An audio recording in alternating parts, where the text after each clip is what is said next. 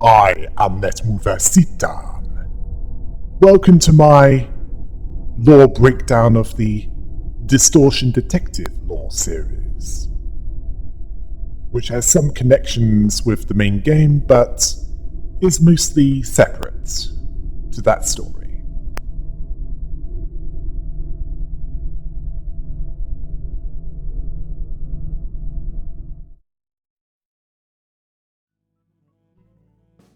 Let us start with Chapter 1.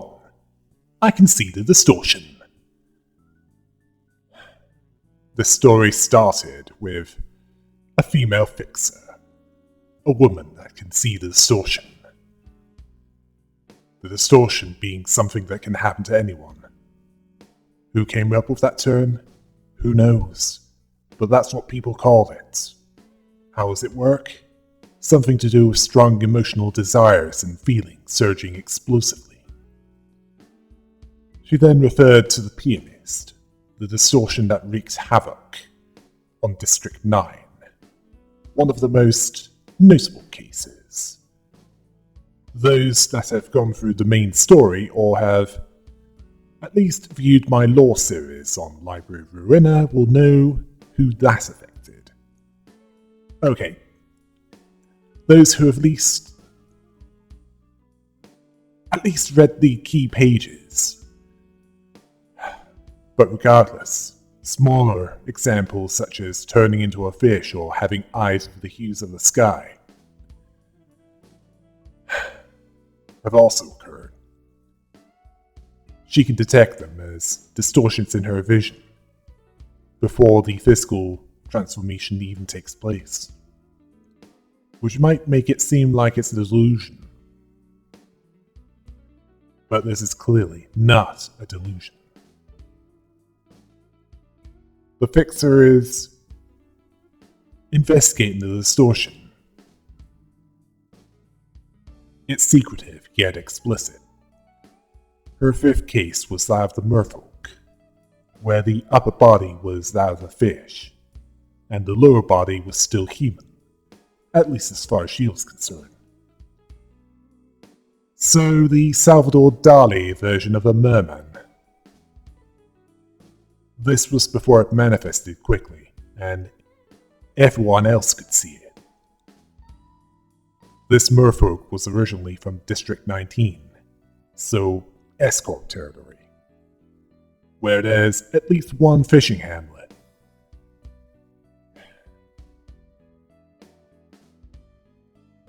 They were constantly abused. It's unclear if this was work-based or home-based, but they were staring at a great lake. Yeah, the Great Lake. Wanting escape from their harsh life, which is why the distortion effect turned them into the merfolk, along with other factors. This fixer's work involves looking for cases of the distortion, and if she can, prevent them. Progress of when a person distorts varies. Yes, it varies from person to person, as each mind is different. But she gained the ability to see the signs when this happens. She was unable to see a single person that wasn't distorted in some way. They just hadn't changed into that form yet. She admitted that she lacked a deeper understanding of it. She saw it one day and noticed it earlier than others. Since then, she does what she can to warn others before it manifests. She was once hired by a firm that lost several of its staff to this Ascension incident. It's unclear what that was, but it's one that resulted in most of its staff no longer being there. They were seeking out staff with eyes filled with the sky's colours, advising them to wear sunglasses. Apparently this was to prevent them from evaporating. It seems that if they have eyes with the hues of the sky and they look up, that's what killed them. so they looked down instead of up. She possibly asked if a few would decide to jump to their deaths. Well, regardless, it doesn't matter, as once the case was done, the city doesn't give a about it. All that does matter is that the deaths have an identifiable cause or not. She also doesn't work for free. Then she talked about the 13th case, the balloon people, as the heads of people expanded until they exploded in a mess of gore and brains in a way that would also destroy any course within the 10-meter blast radius. This case was investigated at the behest of a company in Ocorp's Nest. Yes, that wing. That involved an encephalin smuggling operation between Pluto and the Black Silence. 5 instances occurred, all working in the service industry. Well, someone has to clear up after them.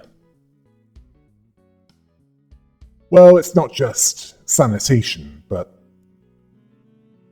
anyway, she then went over her standard procedure with interpreting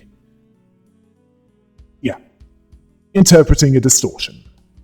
There's cause, as in what caused the distortion, explanation, as in constructing a clear explanation that covers the relationship in a convincing way, understanding, as in making it understand why they're going through what they are, and acknowledgement, as in have them acknowledge that they could fully distort. Where it's considered solved if they regress to a form that's, well, close enough to human. Although those that become balloon people were delivery drivers, nurses, and call center clerks. In fact, the last one had it worse, as they had a 16-meter blast radius. I suspect it correlates to the amount of stress they experience, and that line of work is quite stressful, especially with difficult customers. And that's in reality, never mind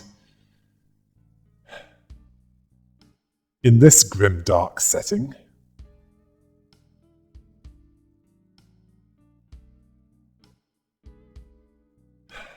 This particular case involved these workers involved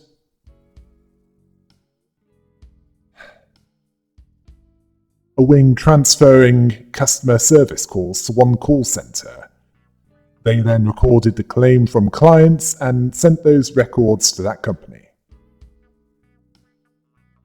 Well, it was a company subcontracting to that call center. Well, you get the idea. Transferring the problem to someone else. And this is even though the clerks lacked experience or expertise. They still had to take from customers. Treated like emotional garbage cans, taking out their frustrations on the clerks that are just doing their jobs. That they had nothing to do with what caused them to be treated like that. Yeah, being on the receiving end of verbal abuse and even the odd death threats.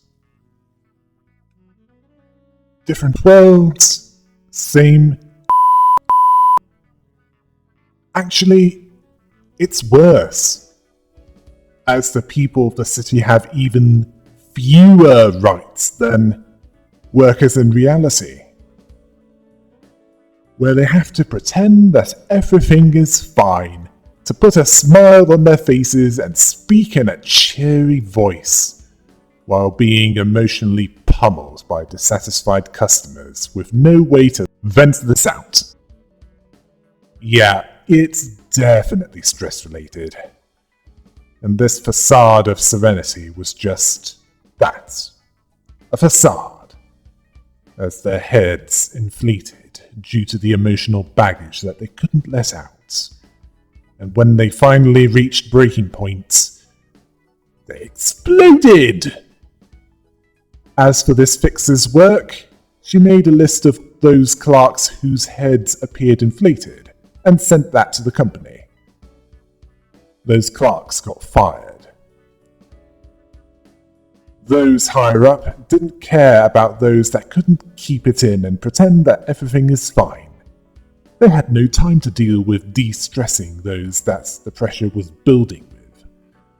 No, they just fired them and replaced them with fresh meat to throw into the grinder. There are some countries that are close to having workers' rights that bad, but even they aren't that bad. No need to enter the stages of understanding and acknowledgement.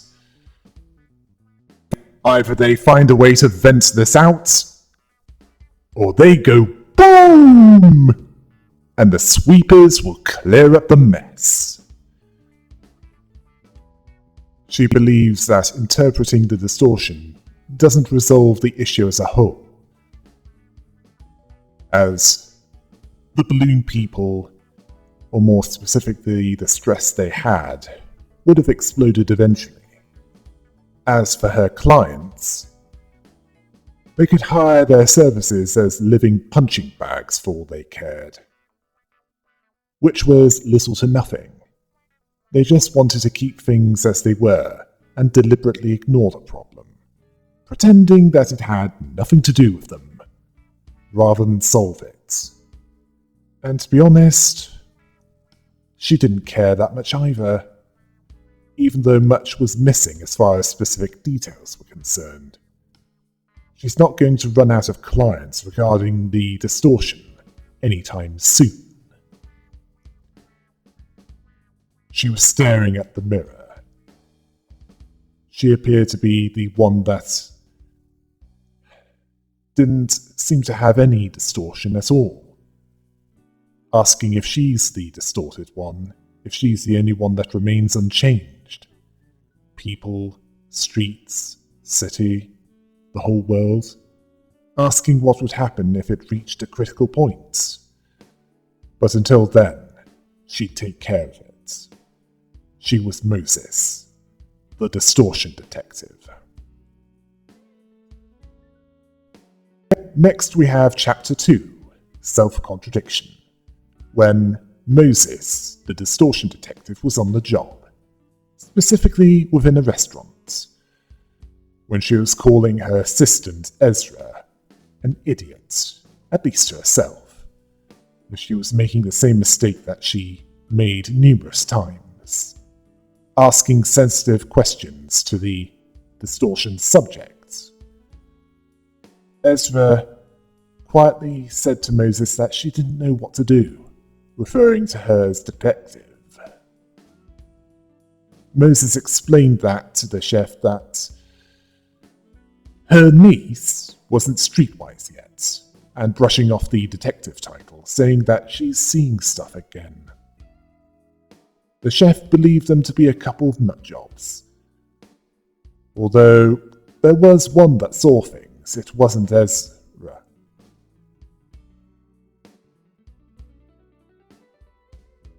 And he threatened to call security on them if they disrupted his business again.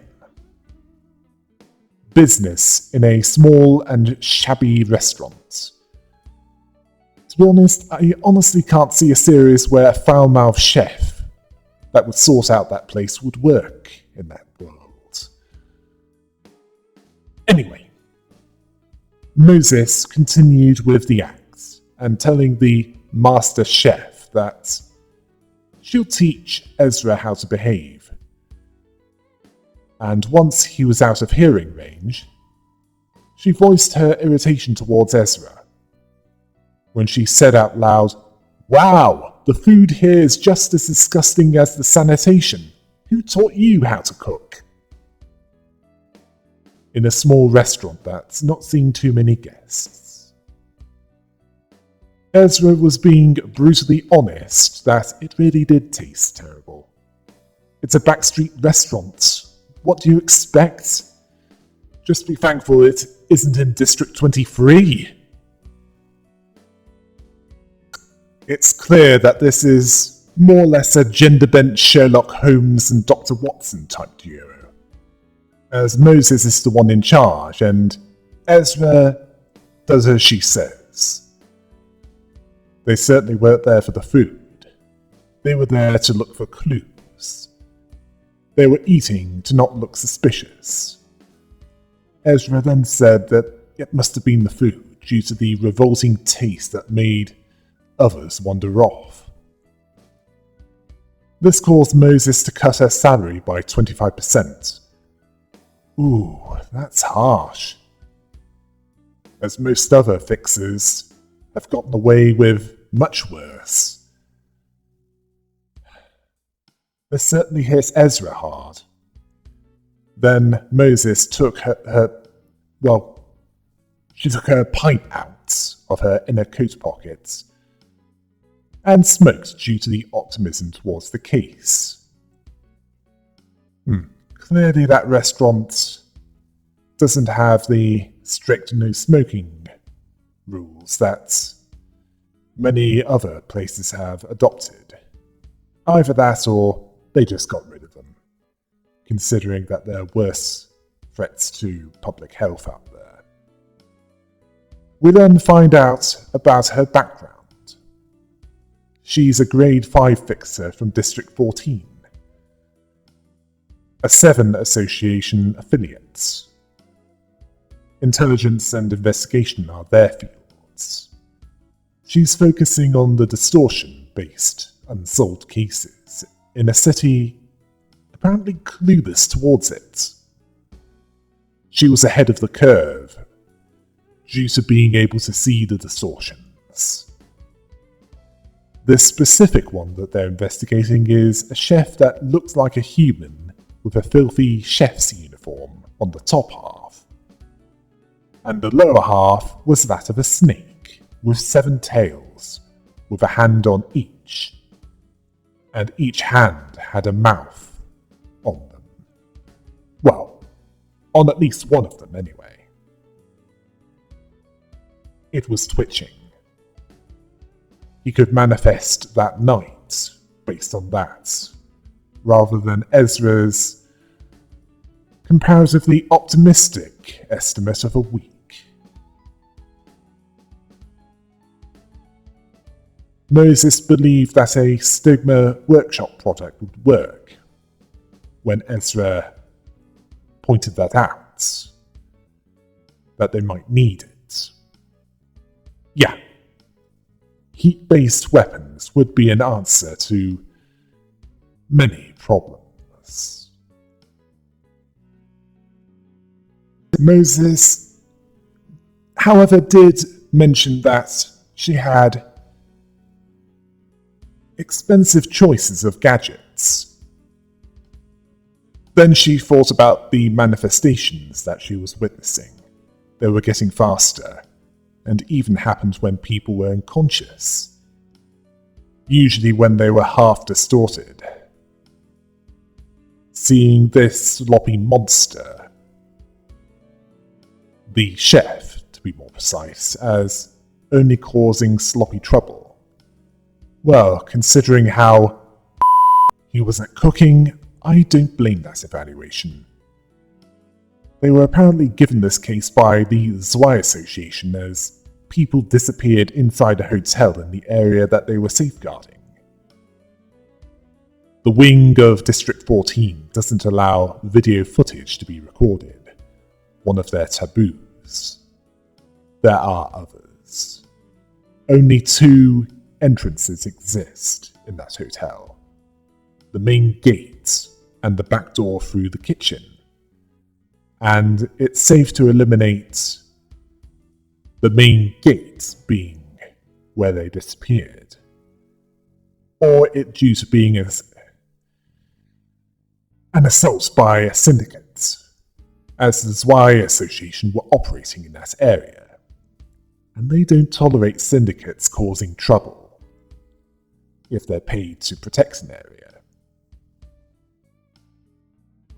Ezra asked Moses if it's the kitchen. Moses agreed, as the chef was the most distorted.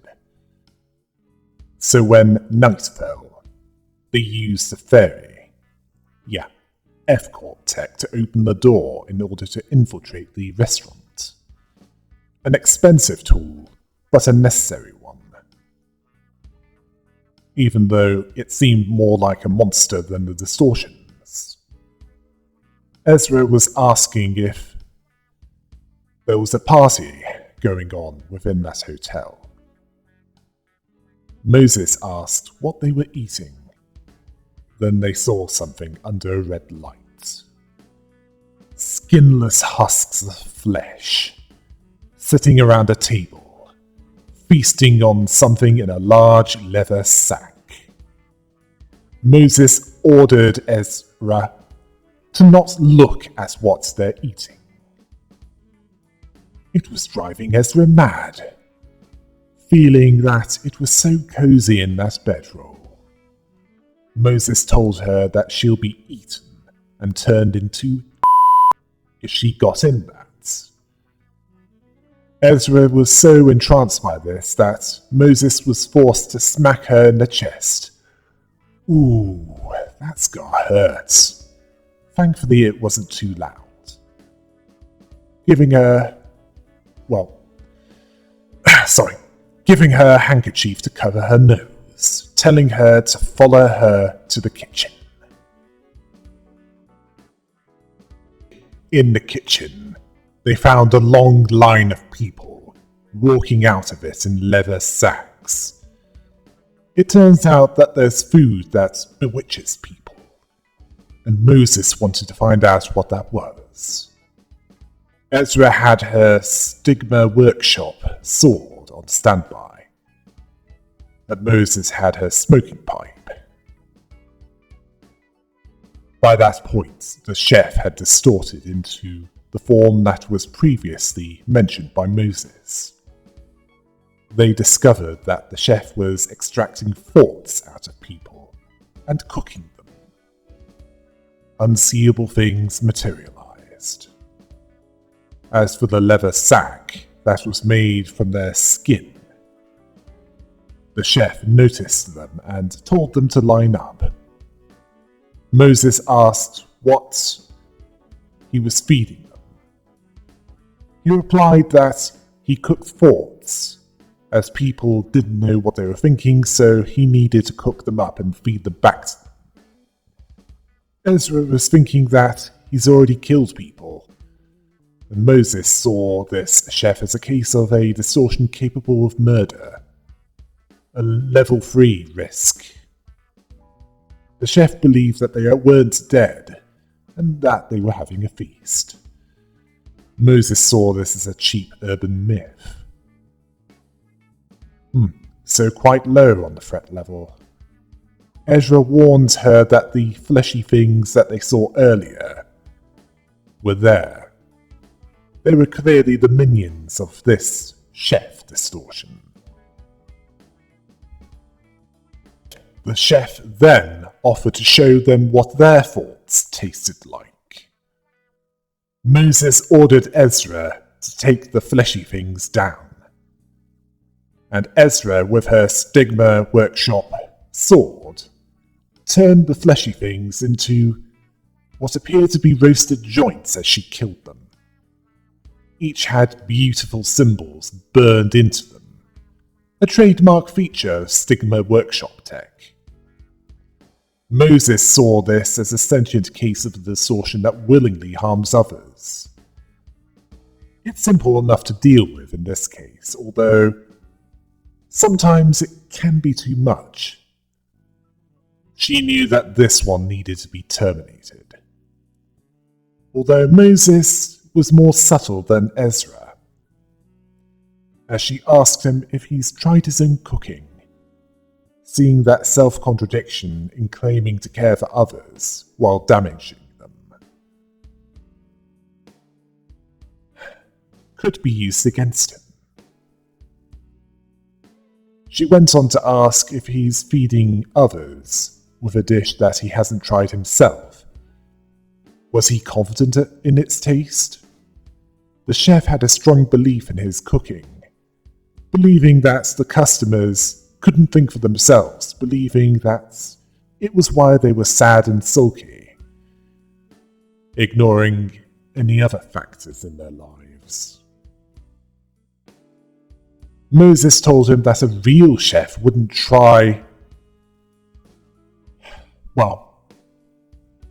wouldn't think, no, let's not try my own cooking. Now, I can see her point, as it needs to be up to the chef's personal standards.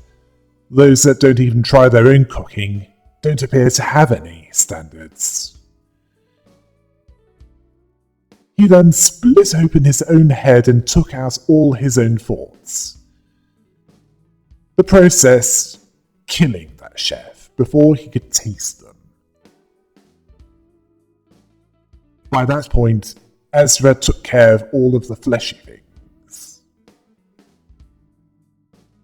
Ezra asked if they should report to the Zwei Association. Moses told her to write up a short report, but to leave some details out, as the part about something cooking thoughts would be considered unbelievable. After the pianist, what is unbelievable? Ezra understood. Moses decided to get some sleep at her place. The next morning, later than she usually does, Moses got back to the office. Ezra greeted her, and the reason why she was later than usual was the line at Ham Ham Pan Pan, a sandwich place, was long, as it was the first to open in the north of the city. She got a sandwich for each of them. Ezra's was her favourite, mustard-flavoured. The Zwei Association was quick to send them their reward, likely skipping on paperwork, to have it sent to them within a day. Compared to the South, the Zwei Association must be more lazy in the North, as they aren't exactly sticklers to procedure, at least compared to the South. The short version of the report was, it was an underappreciated cook wanting to bring joy to the people in his own twisted way. Moses saw that as a crude story, and they were on their own against the distortion. Ezra asked why the wings and the associations were so passive about it. Moses replied that none were as bad as the pianist. Ezra saw the situation as a ticking time bomb. Moses saw more people dying to syndicates than to the distortion. Well, most of the time anyway. Clearly it's before that distortion attacked a certain nest. Ezra was asking if she was really going to cut her salary, as the chef's food really was the cause. Moses told her to use her good memory for something better. I'll take that as a no. Next we have Chapter 3, The Photographer. Moses spoke of her detective office for unsolved cases regarding the distortion, which was located in a 3-story building somewhere in the backstreets of District 14, asking how anyone managed to find them. Within this office, Moses spoke of a haunted alleyway where those that passed by it disappeared. Ezra asked how. Moses told her that they disappeared somehow and no one knows who disappeared or how. Well, if they knew, it's unlikely that you two would be hired to look into it. Moses theorized that it was either a memory manipulator or a reality warper. The latter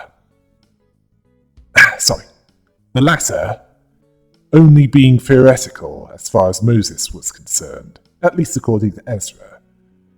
Well, there is one reality warper, but I don't think he's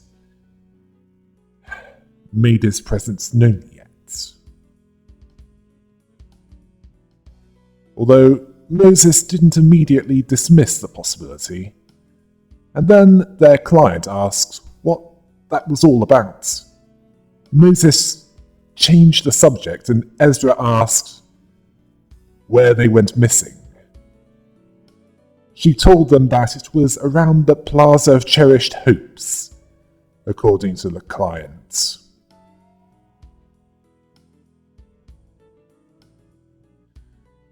Yeah, a bitterly ironic name, isn't it? Ezra noted that it's quite close to their office. Moses asked how they knew that people were missing. It was because of the used vehicles and objects left abandoned, such as bicycles, cars, furniture. That last one hinting at the possibility of a family member living there and the client's memory being affected. Moses told her that let's see if they can investigate it, and if there was a family member of the client that was dead, the culprit will be killed. Stern action, isn't it? And then Moses moved on to discussing the request fee. Yes, there are vehicles in the city and bicycles, so it's not all public transportation. Well, it's probably cheaper than warp trains. Besides, warp trains are for more long-distance travel. Yeah, the city is probably more a mega city. Based on that. Yeah, as for reality warpers, that's yesterday's promise. They should be thankful that they hadn't encountered that one, as he'd be more than capable of destroying them. As for Ezra, Moses left the financial management of their office to her, which involved figuring out how serious or tough a request was, as part of the negotiations. Meanwhile, Moses was smoking from her pipe. It was clearly preferable to the acrid breeze of the back streets, although the air quality wasn't as bad as it was during the smoke war. As for that smoke, it's due to ordinary nicotine-filled plant material, otherwise known as tobacco. For those that don't want to kill themselves quickly. Well, being killed is an occupational hazard in her line of work, as there are things that can kill her quicker. So, what the? Enjoy yourself while you can. After a while, Ezra informed the detective that the contract was written and the client went back to her home. They were ready to prepare for the journey to the Plaza of Cherished Hopes. Ezra asked if she should bring the usual gadgets and put them in her dimensional bag. Ah yes, that which carries more than it should for its size. Is there an umbrella in there as well that can make you fly? What next? You have a blue box that would be more in place in 1960s London? Well, there's probably a workshop somewhere, or a wing that supplies the dimensional bag, and many other things that sound insane by our standards. So why the not? Well, regardless, Moses told her to do so, and by the time they got there, it was 2 p.m. Ezra asked if they should wait until night. Moses understood this as a location-type distortion based on the client's description, one that can affect surroundings and assimilate nearby objects.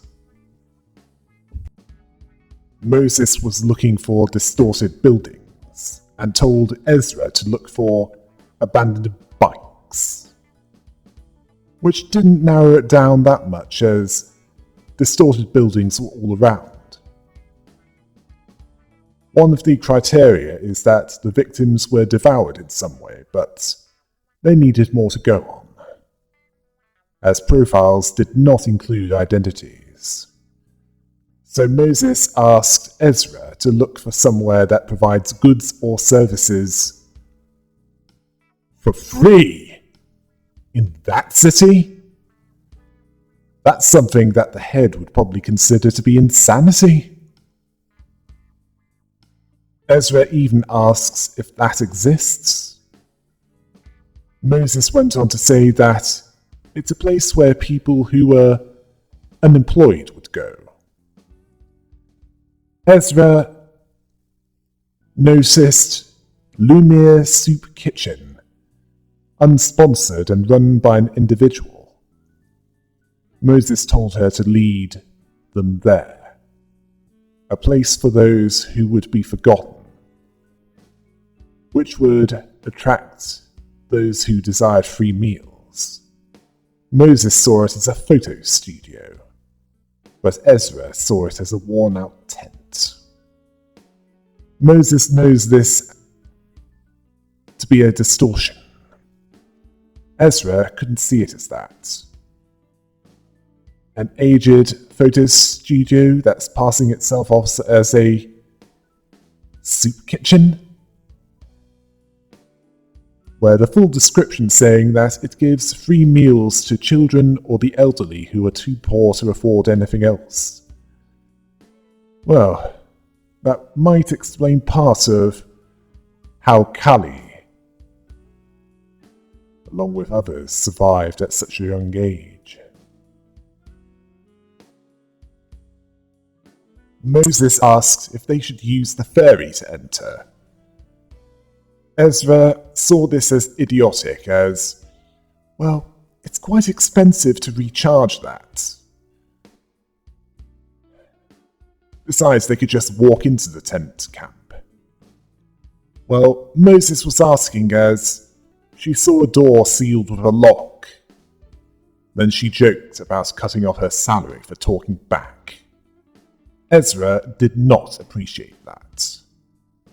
Moses told her that it can't wait until night, as its manifestation is too advanced to wait. Although Moses had to hold Ezra back from charging in recklessly into a closed-off section of someone's mind. She knocked the door and it unlocked, and they walked in after opening the door. Yeah, the ferry was unnecessary. All that was needed was simple courtesy. Inside they found a photo studio, inside a building made of hard wood with large frames on the walls. Ezra marveled at how bigger it was inside than outside. Just don't expect it to travel through time and space. Moses understood that it's visible to her now. The photos were theorized by both to be the missing people. Each photo was holding a picture of corpses, all dying indoors. The room was alive, breathing, beating. Many people were devoured by it. They then saw a dying elderly person whose breathing was fainter than that room, one who was forgotten. And then there was one who made others forget about those that he took in. All of them died alone.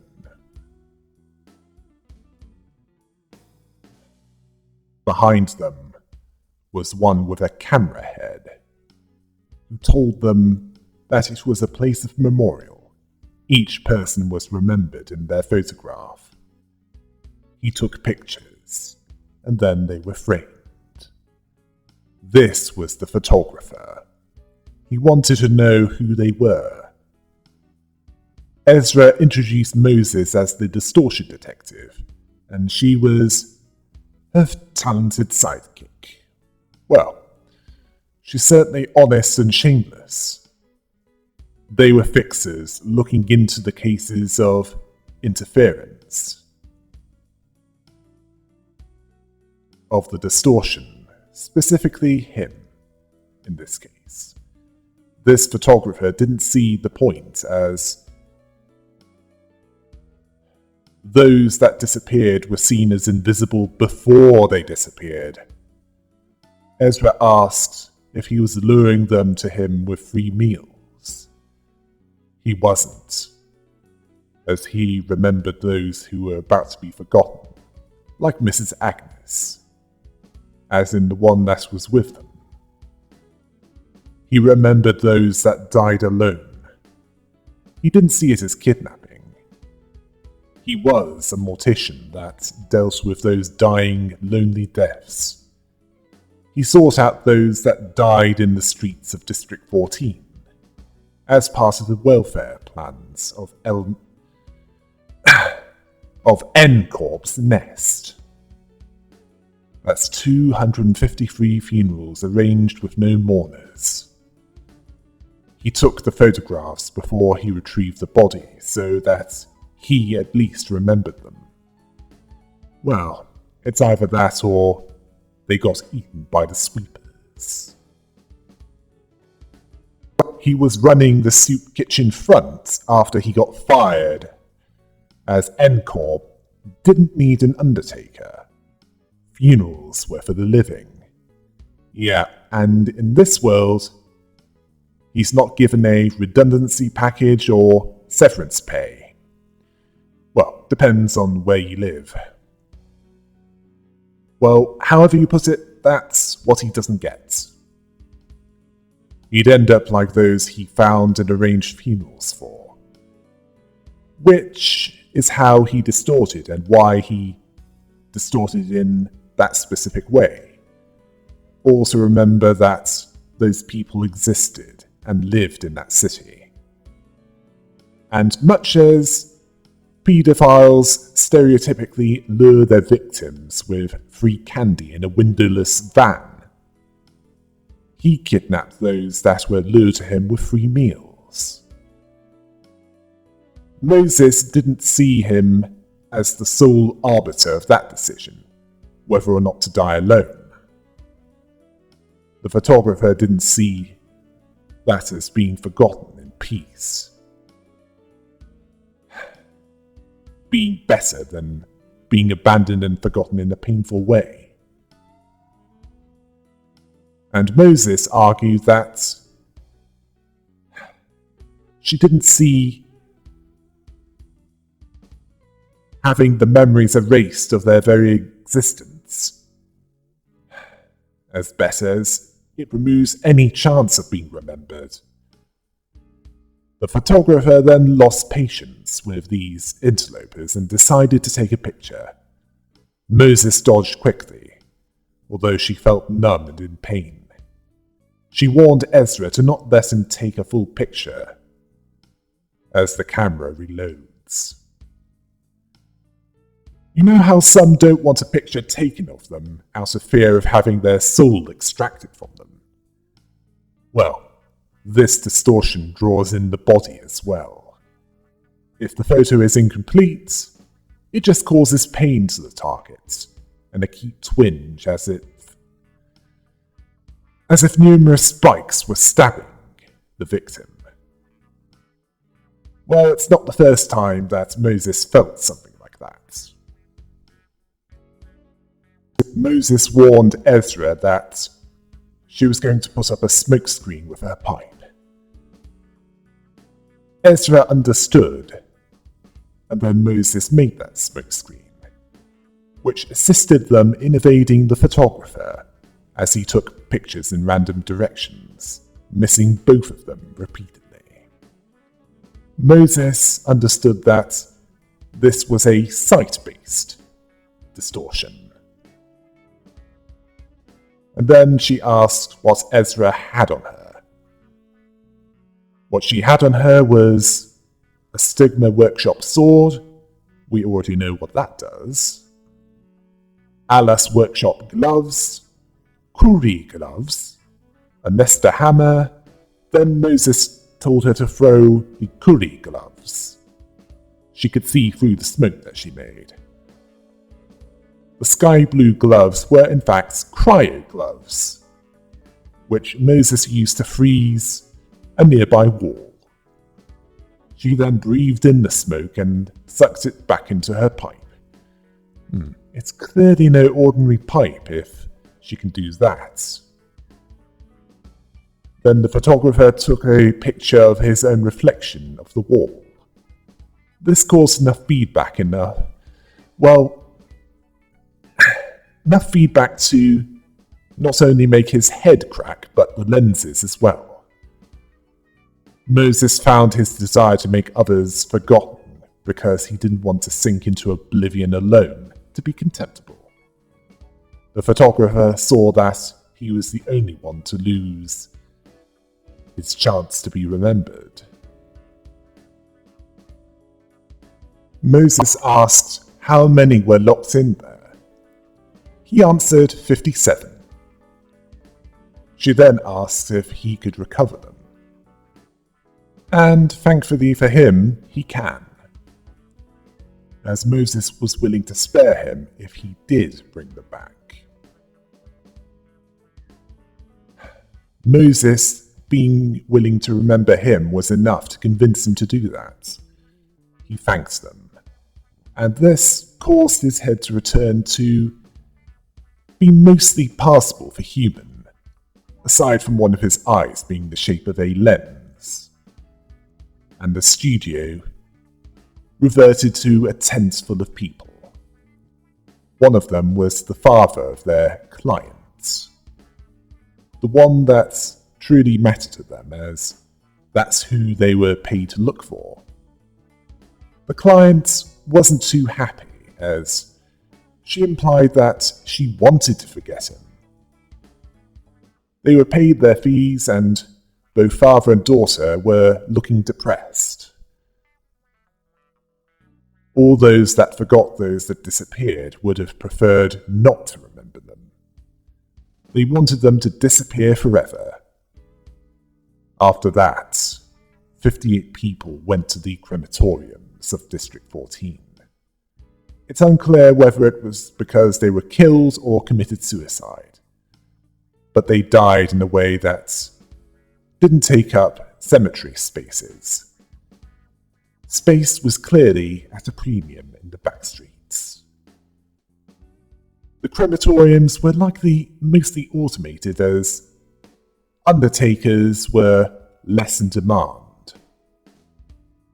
But Moses remembered. Now we have a short one. Chapter 4, An Unwelcome Guest. In between jobs, Hee-jun, Moses' former assistant, and a fixer in 7 Association South Section 2, was indeed an unwelcome guest and an arrogant as in the same branch as Oink was a part of, just below him in Section 3, before the pianist drove him insane. Moses asked if it felt good to be playing in the big leagues way above her. Hee-jun said it wasn't that at all, but it's unclear if they were lying. Then that tactless dork, as Moses put it, was greeted by Ezra, not realizing that they were looking down on them. Moses then wanted them to get to the point, and telling her why they're in the north, as the south is a complete mess with Elcorp's nest collapsing. Moses, that's a mild way of putting it. Hee-Jun noted her perceptiveness. They're there because of that. Moses told them that she's too cold to get involved in the wings.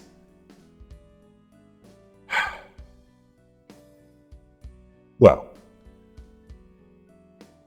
Hee-Jun asked if she can still see the distortion.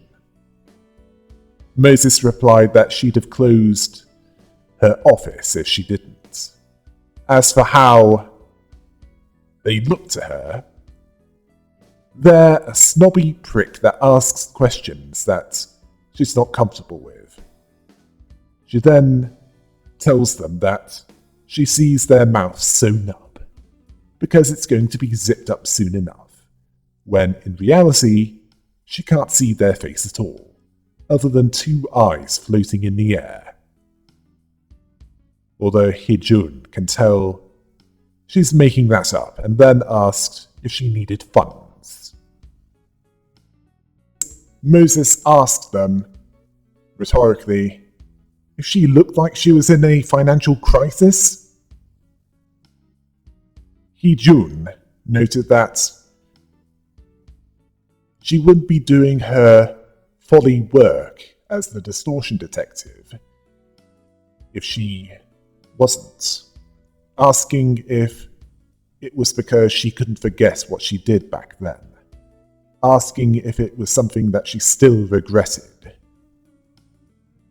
Okay, what did you mean by that? Was it something that happened immediately after White Nights and Dark Days? Ezra told them to shut up about it, grabbing them by the collar. Their smile didn't go away. Yeah, that eating grin. Moses told her to let them speak. Hee-Jun went on to say that Ezra and Hee-Jun were the only survivors of the rampage that Moses was apparently responsible for, referring to her as Doctor. Moses annoyingly asked if they wanted her to bite her tongue and die. Hee-Jun didn't want her to die as she still owes Seven Association. Oh, that debt. Moses told them to just get to the point. Why they're there in the north? Well, they've wanted to come to her for some time as they needed her ability regarding troubling incidents there in the south. Apparently they wanted the distortions to fully manifest, for her to not try and restore them, calling her attempts shabby. Moses asking if Seven Association was into human experimentation now. Well, it didn't stop the wings. Hee-Jun hinted at that being the case. He was reserving 2 warp train tickets from Elcorp's nest in 2 months to visit their associate office. Apparently, this request was an urban nightmare class. She could deny that request, as she has nothing to lose from not being directly affiliated with Seven Association, but she might meet a certain person at the end of that request. She told them to leave the tickets and get the out of there. Hee-Jun looks forward to seeing her with a smile of a con artist after they've just gained the permission to rob their victims. Moses told Ezra to throw some salt out of the door, as if a demon needed to be exorcised. either that or an evil spirit. Ezra told her that there wasn't any, asking if she should buy some. Moses knew that this visit would have happened eventually. And sometime after that snob, Hee-jun, left, the office was trashed by Moses. She then smoked until the evening, so more so than usual. The memories of the past were almost overwhelming. Moses then told Ezra to bring her a map of the city. She decided to draw one up, and once again demonstrated to Moses why she was her assistant. The map was crude and not to scale, because it was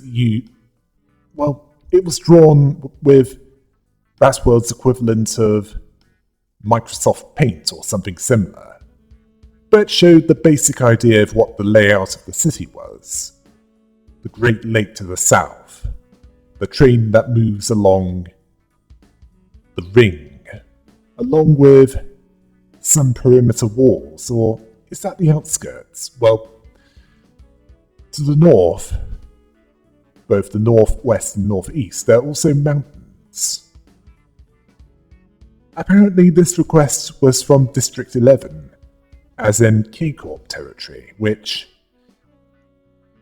one of the patron librarians described as one of the nicer ones, as he came from that.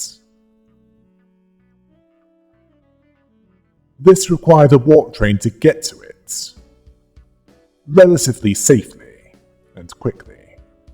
Well, relatively. Well, those of you that are aware of what goes on in the warp train, you'll know what W Corp would rather its customers didn't know. Moses would rather not go there, as she didn't want anything to do with the white tie fixes in the south. So there is a north-south divide in that city, much as there is in England, in our world. But she didn't feel that she had much of a choice but to go there, all due to her committing an irreversible misdeed. This was a request 2 months from that point. Ezra asked if this was related to L-Corp. Why not go straight to District 12? Moses told her that it's an anarchic war zone. Yeah. And not just due to the syndicates taking over. District 11 was safer than that to stay in prior to going there. Besides, the warp train station stopped operating after the nest fell. As for what to do with the distortions, once they get there, if they're too far gone or too dangerous, they'll likely be killed. If they can be reversed, well, they'll decide that when they get there. In the meantime, they have other requests to deal with. As for Han Hee-jun, he's 37, quite an achievement in the city, a grade 2 fixer, 167 centimeters, or 5'7".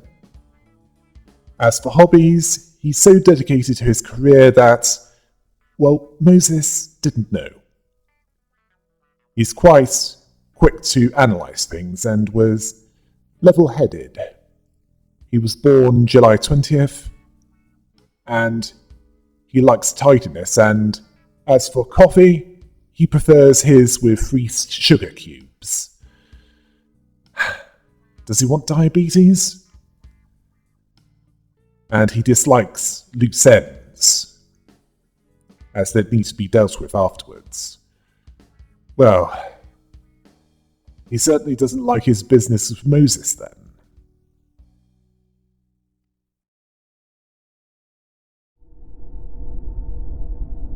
quite a bit explained in chapters 1 to 4, although